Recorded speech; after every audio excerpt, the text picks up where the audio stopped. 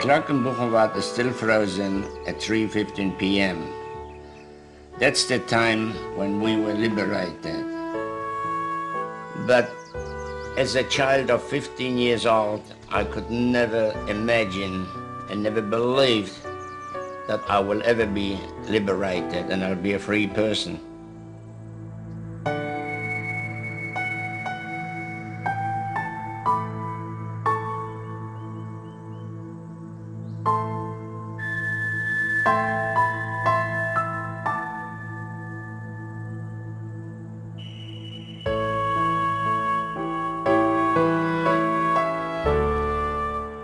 Buchenwald, ich kann dich nicht vergessen, weil du mein Schicksal bist. Wer dich verlässt, der kann erst ermessen, wie wunderbar die Freiheit ist. Oh Buchenwald, wir jammern nicht und klagen. Und was wird unsere Zukunft sein? Wir wollen trotzdem Ja zum Leben sagen. Wenn einmal kommt der Tag, da sind wir frei.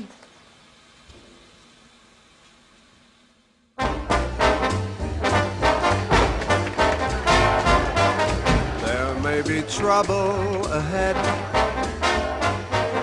but while there's moonlight and music and love and romance, let's face the music and dance.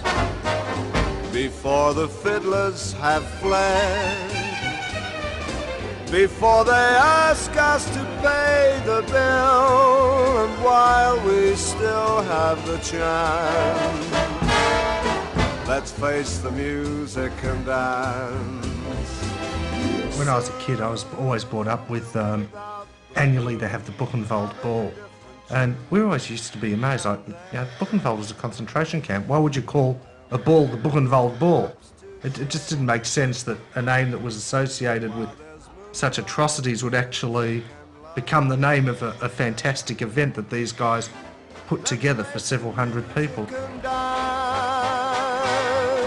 I remember that every year Dad would say to me, it's April the 11th, it's my birthday today. And I'd say to him, no, it's December the 13th.